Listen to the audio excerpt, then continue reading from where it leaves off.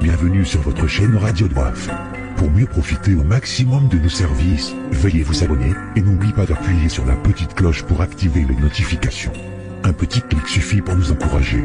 Si c'est déjà fait, merci de votre confiance et bon visionnage. Bonsoir à toutes et à tous et bienvenue si vous nous rejoignez en ce moment pour cette édition dont voici les principaux titres. Remise ce mercredi par le ministère de l'Agriculture et de la Pêche des équipements et engins aux agriculteurs comoriens. Réunion ce mardi à Itsandabi Hotel entre des membres du gouvernement et ceux de la société Talc Investment des Émirats Arabes Unis pour faire le point sur les avancées du dossier portant réhabilitation et construction de cet hôtel. Le ministre des Affaires étrangères, Mbaye Mohamed, participe à Riyad, en Arabie Saoudite, au sommet arabo-islamique. 57 pays ont fait le déplacement pour cette rencontre dont l'objectif est de donner suite à la mise en œuvre des décisions prises en 2023, mettant fin aux attaques israéliennes contre le Gaza. Le ministre des Affaires étrangères a prononcé un discours en langue arabe qui s'articule autour du thème un cessez-le-feu à Gaza et au Liban, dont voici la ténor.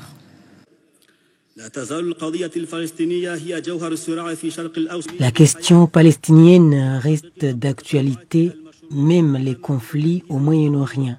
Il incarne les droits des Palestiniens et la réalisation de leurs aspirations légitimes. Dans ce contexte, les angles complexes nécessite une décision adaptée à la situation garantissant la sécurité et la justice en tant que pilier fondamental pour un peuple. Ainsi, le gouvernement comorien, à la tête duquel le président Azali Assoumani affirme que la sécurité et le cessez-le-feu restent les options stratégiques.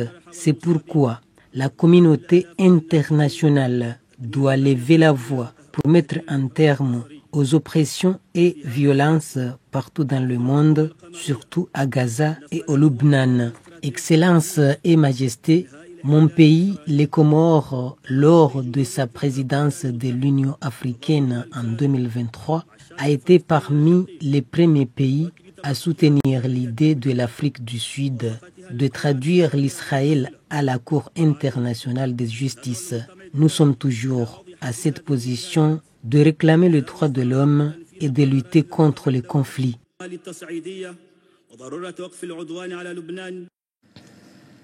La ministre de l'Information, Fatima Hamada, et celui des Finances, Ibrahim Mohamed Abdourazak, ont effectué une visite ce mercredi à l'ORTC, Office de radiodiffusion et télévision des Comores, afin d'évaluer l'ampleur des dommages causés par les fortes pluies du vendredi dernier. Des intempéries qui ont endommagé des équipements de la chaîne nationale, plongeant ainsi le RTC dans une situation difficile. Shafa Omarouf et Salim Ben Abdelazar Kachi ont suivi de près le déroulement de cette visite pour vous éclairer. Pour évaluer les conséquences de la pluie, cette visite est essentielle. Depuis l'incident, les services de la télévision et de la radio fonctionnent dans des conditions très difficiles. Les techniciens de l'ORTC ont dû improviser des réparations temporaires afin de maintenir un minimum de diffusion pour que la population puisse rester informée. Dans cette situation, le gouvernement a réaffirmé son soutien à l'ORTC, se déclare prêt à prendre toutes les mesures nécessaires pour que la situation redevienne normale. Le gouvernement est très engagé et très sensibilisé par rapport à ce qui s'est passé. Le gouvernement ne va pas tarder à réagir pour apporter son soutien, à réhabiliter les bâtiments, mais aussi les infrastructures qui ont été endommagées, les appareils qui ont été endommagés. J'ai pris l'engagement au nom du gouvernement à réagir rapidement pour que la population, les citoyens comoriens, ne remarquent pas du tout une interruption quelconque. Depuis cet incident, la télévision et la radio de l'ORTC diffusent de 6h à minuit. Un changement de leur programme habituel. En attendant une solution durable, les techniciens mettent tout en œuvre pour répondre aux attentes de la population. Malgré les contraintes techniques, la visite des ministres marque une étape importante dans la recherche de solutions à long terme pour protéger et moderniser les infrastructures de la chaîne nationale. Autre volet de cette édition, une réunion de prise de contact entre les responsables du gouvernorat de l'île de Moélie et les agriculteurs s'est tenue ce mercredi pour améliorer le secteur agricole. C'était une occasion pour les agriculteurs d'exposer leurs difficultés pour des solutions adaptées. Reportage Elda Midi et Tchan Mohamed Elamine. Connue autrefois comme le grenier des Comores, l'île de Moélie voit aujourd'hui son secteur agricole décliner. Cette diminution inquiète les autorités locales, déterminées à redresser la situation. Sous les oreilles attentives des représentants du gouvernorat, dont le conseiller privé de la gouverneure Chamina Ben Mohamed et le directeur de cabinet, il était question d'identifier les difficultés auxquelles sont confrontés les agriculteurs et comprendre les causes de cette problématique. Parmi elles, le fléau des vols quotidiens dans les champs, l'insuffisance de ressources et d'équipements pour mener à bien les activités agricoles et l'apparition de maladies touchant les semences, rendant la récolte de plus en plus difficile. Pour rehausser cette production agricole, il va falloir travailler en synergie entre le gouvernorat et les paysans, le monde paysan. Bon, parmi les difficultés que les paysans ont énumérées, les difficultés d'accès sur les champs, et puis on a aussi cité le calendrier culturel ces derniers temps qui n'est pas respecté. Donc on pense qu'on a énuméré tout ça et on pense qu'ils ont entendu, ils ont compris et nous espérons un retour qui sera satisfait. Ces difficultés nécessitent des solutions réfléchies et adaptées pour permettre un renouveau agricole sur l'île. Le gouvernement local souhaite mettre en œuvre des solutions concrètes dans le plus bref délai dans l'espoir de restaurer l'autosuffisance alimentaire de Moélie et de soutenir son économie. Parlant toujours de l'agriculture, le ministère de l'Agriculture et de la Pêche a octroyé ce mercredi aux agriculteurs des équipements et engins. Cet octroi symbolise l'importance que les autorités accordent aux agriculteurs du pays pour le développement du domaine. Ce lot d'équipements s'inscrit dans le cadre du projet AEF-PF Comores financé par la Banque africaine de développement AFD. Nous vous proposons de suivre ce reportage réalisé par Salima Ahmad Ali et Ahmed Nassor. Ce troisième lot de matériel agricole est composé de 16 motoculteurs et de 165 tonnes d'engrais. Ces derniers sont destinés aux 11 CRDE du pays, appuyés par le projet AFPF, un projet d'urgence d'appui à la production agricole. Nous avons pris l'engagement, au nom du gouvernement comorien, d'améliorer les techniques agricoles, particulièrement la mécanisation agricole, mais aussi améliorer les rendements. Pour améliorer les rendements, il faut absolument des matériels sophistiqués, c'est ce que nous sommes en train de faire aujourd'hui, qui vont être redéployés au niveau de ces CRD pour servir les producteurs. Autrement dit, ces CRD vont être localisés au niveau des bassins de production pour que chaque demandeur ou demandeuse, il y aura forcément des femmes agricultrices qui auront besoin d'utiliser ces matériels, vont avoir la possibilité d'utiliser ça au lieu d'utiliser tout simplement des scies. Nous voulons moderniser l'agriculture comorienne, donc nous allons continuer de façon évolutive. Autrement dit, on ne va pas venir tous les matériels en même temps, mais nous allons continuer point à point et accompagner aussi les formations au niveau de ces régions pour être sûr et certain que ces matériels seront assurés en termes d'efficacité, mais aussi de durabilité de travail. Les agriculteurs, quant à eux, ont affiché une note optimiste devant le ministère qui ne cesse de les accompagner pour booster le domaine. Aujourd'hui, je n'ai à dire que merci beaucoup et à nous de prendre bon usage, mais on demande aussi que ces techniciens viennent nous former comment utiliser ces machines, parce que ce sont de nouvelles machines qui sont venues, on ne sait pas comment les utiliser, leur entretien aussi. Et je réitère toujours le remerciement au gouvernement comorien. La modernisation de l'agriculture à travers ces motoculteurs vise non seulement à augmenter la production agricole, mais aussi assurer une sécurité alimentaire en vue de surmonter la pénurie alimentaire. Le conseil hebdomadaire des ministres s'est tenu ce mercredi au palais présidentiel de Beit Salam, placé sous la conduite du président de la République Azali Assoumani. Le conseil s'est penché sur plusieurs sujets d'ordre socio-économique.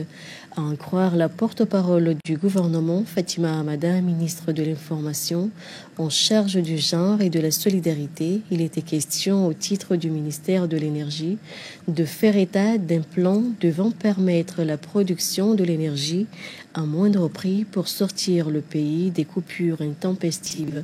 Au titre du ministère des Finances, le ministre a présenté un dossier à soumettre à appréciation des députés devant lui permettre de solliciter des prêts à la Banque islamique pour des objectifs de développement. Par ailleurs, il a informé le Conseil de l'arrivée prochaine d'une délégation de la Banque africaine BAD pour examiner la possibilité de redorer l'image de la capitale Moroni, histoire bien sûr de répondre aux exigences du moment. Et au titre du ministère de l'Information, le Conseil a évoqué la mise en route d'une formation professionnelle en couture sous la direction des experts de la République populaire de Chine. Et après la construction de 6 écoles primaires sur la partie pilote du programme Bundola Malaisie, portant construction et réhabilitation de 52 établissements scolaires à l'échelle nationale, les paperasses administratives sont achevées et l'entame des travaux proprement dit est déjà classée en phasage. La première phase qui concerne la construction de 3 lycées, parmi lesquels celui de Moroni, est en cours. C'est ce qu'a confirmé ce mardi le coordinateur du programme Bundola Malaisie, Nourdine Bourhan, au micro de Azar May.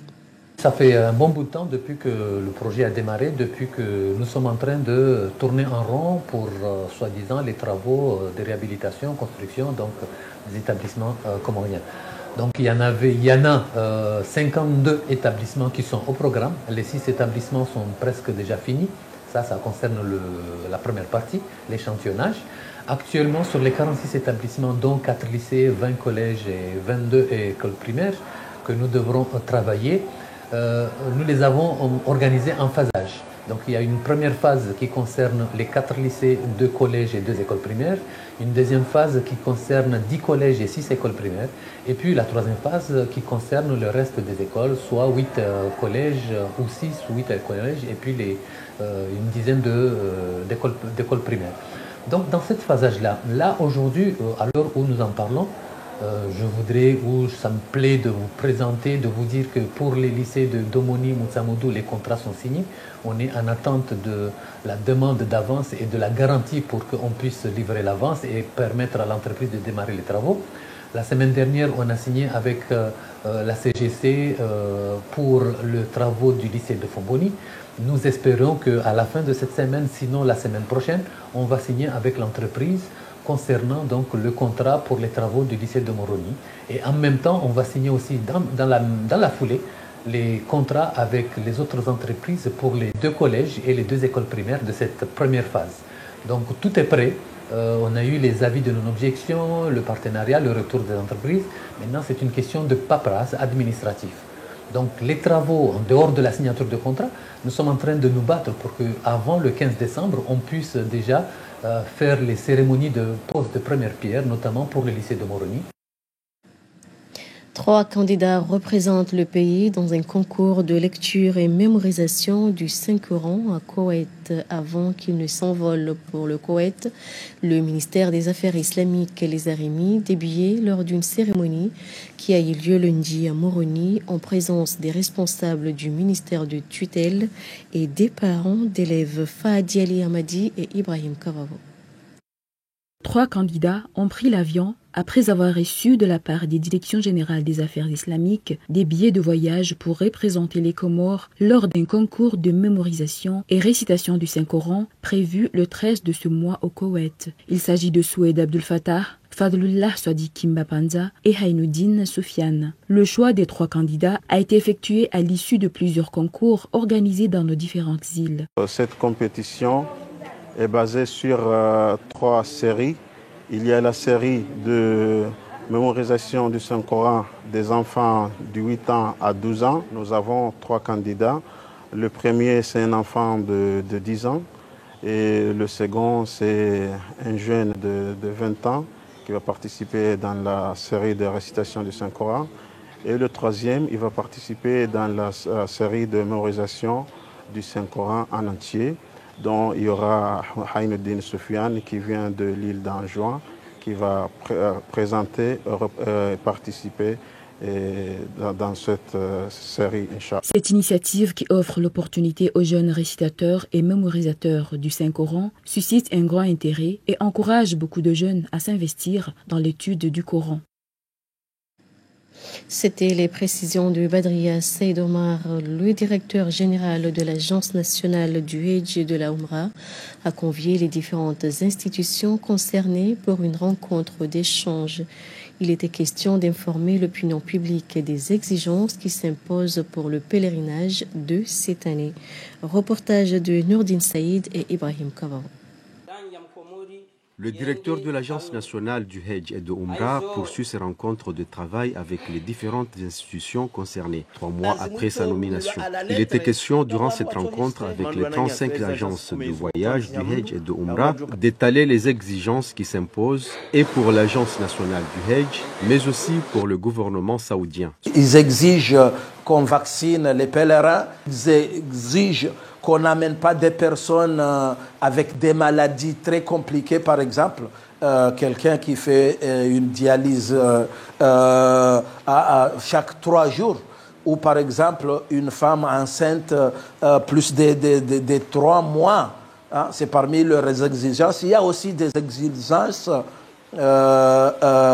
disciplinaires. Il y a des visas de Hajj et des visas touristiques. Ce qui veut dire qu'il ne faut pas avoir un visa touristique et aller en Arabie Saoudite et traîner là-bas ou essayer de se cacher pour aller compléter le pèlerinage. C'est parmi leurs exigences. Le bien-être des pèlerins préoccupe le directeur de l'Agence nationale du Hajj et de Oumra. Sur ce, un cabinet médical local destiné aux pèlerins sera mis en place. Le dit directeur a insisté beaucoup plus sur le professionnalisme des agences. Le gouvernement saoudien ne s'arrête jamais de travailler pour améliorer et développer le système et la discipline du Hajj. Alors on devrait être à la hauteur pour suivre cette démarche-là.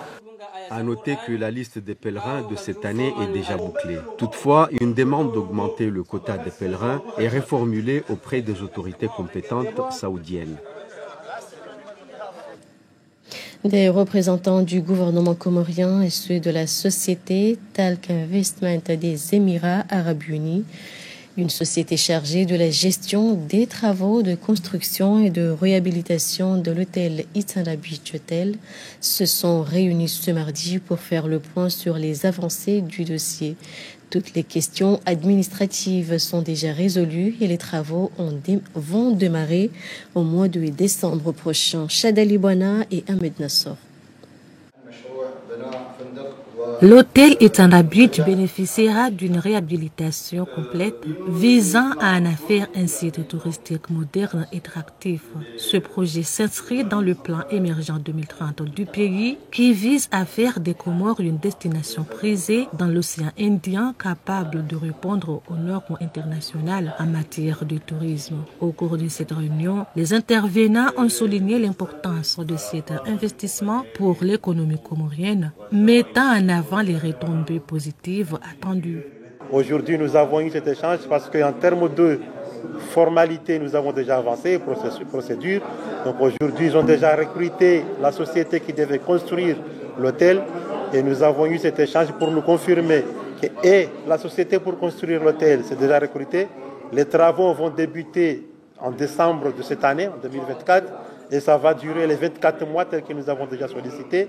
Et aussi, comme préalable que nous avons déjà posé, il nous faut absolument un opérateur international pour gérer l'hôtel.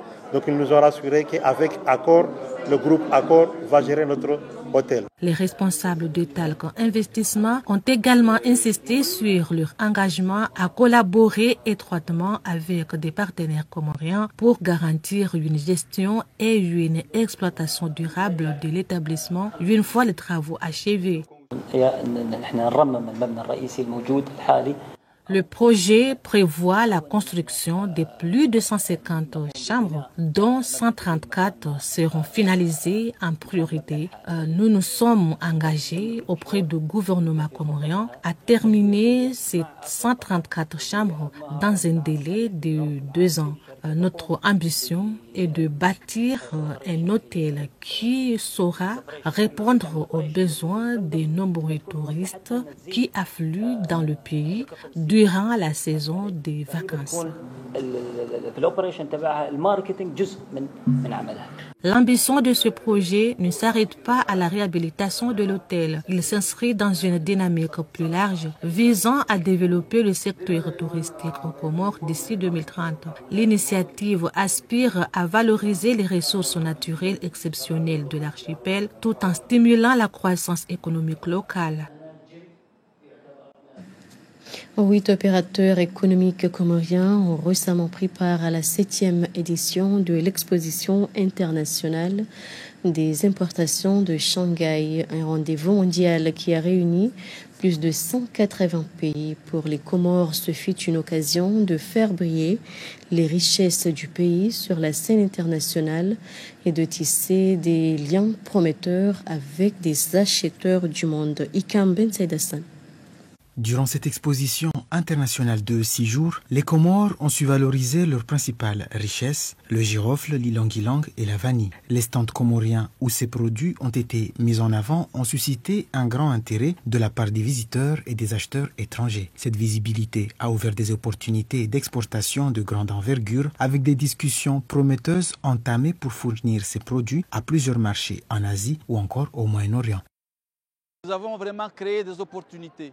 Il y a eu des grands patrons qui sont venus dans nos stands. Et là, je renouvelle nos remerciements à la République populaire de Chine parce qu'ils nous ont quand même offert deux grands stands pour que nous puissions exposer nos produits. Donc ça a été l'occasion d'entamer des discussions B2B et de créer de confiance et des transactions commerciales. Et là, il reste maintenant à faire le suivi de ces activités, à faire le suivi des résultats positifs de cette mission. Nous avons des terres qui sont vraiment vierges et qui donnent un bon résultat. Donc, nous accompagner jusqu'à venir ici, décide effectivement de nous aider. L'élimination de la taxe douanière, ça va nous permettre de faciliter nos échanges entre les deux pays. Avec cette participation, les Comores font un pas de plus vers une intégration accrue dans le commerce mondial. La visibilité obtenue à Shanghai pourrait bien marquer le début d'une nouvelle ère d'échanges fructueux en permettant aux produits comoriens de se hisser parmi les choix privilégiés des consommateurs étrangers. Un mot de sport de cette édition, promouvoir la culture de stade sûr en Afrique, tel est le thème retenu lors d'un atelier de formation tenu mardi à Moroni par la Fédération de football des Comores en collaboration avec la CAF. La formation est destinée dans une première phase aux responsables de sécurité des clubs de première division. Sodri Saïd. C'est en présence du conseiller du ministère des Sports, des représentants de la FFC, des experts de la Confédération africaine de football et des délégués de clubs de première division que l'atelier de 3 jours de la CAF sur l'initiative pour les stades sûrs en Afrique est ouvert. L'objectif principal est de relancer la politique de la sécurité et de sûreté dans les stades. On a dépêché ces experts parce que, à travers des échanges qu'on a eus avec la CAF, donc on a jugé nécessaire de faire partie des associations membres qui ont participé à cette initiative, qu'on appelle ça l'initiative de la CAF, formation CAF, sur l'initiative des terrains des stades sûrs. Donc je tiens à remercier la fédération, le président de la fédération ainsi que son comité exécutif d'avoir accepté d'organiser cet atelier ici aux Comores. Cet atelier peut sans doute épauler la politique de l'éradication de la violence dans les stades. C'est à l'absence de règles, de procédures et de contrôle qui règnent l'arbitrairement ces abus. Donc, en espérant qu'à partir de cette meilleure formation que nous allons tous acquérir, fera de nous les plus grands inspecteurs, pas seulement cadres, on portera la même taille de costume que lui pour pouvoir donner cette prospérité dans le football plus précisément. Le département de la sécurité et de la sûreté de la CAF est créé en 2019 dans l'optique de lutter contre toute forme de violence dans les stades et c'est à la FFC et de ses membres d'agir pour mieux accompagner la CAF dans ce combat. Le rappel des principaux titres avant de boucler cette édition remise ce mercredi par le ministère de l'Agriculture et de la Pêche, des équipements et engins aux agriculteurs. On en a parlé dans cette édition. Réunion ce mardi à Itsanda Beach Hotel entre des membres du gouvernement et ceux de la société Talc Investment des Émirats Arabes Unis pour faire le point sur les avancées du dossier portant réhabilitation et construction de cet hôtel. Et c'est la fin de cette édition. Merci de votre fidélité. Excellente soirée à vous tous. Au revoir. Merci de nous avoir suivis. Et pour mieux profiter au maximum de nos services, veuillez vous abonner et n'oubliez pas d'appuyer sur la petite cloche pour activer les notifications. Un petit clic suffit pour nous encourager. Si c'est déjà fait, merci de votre confiance et à la prochaine vidéo.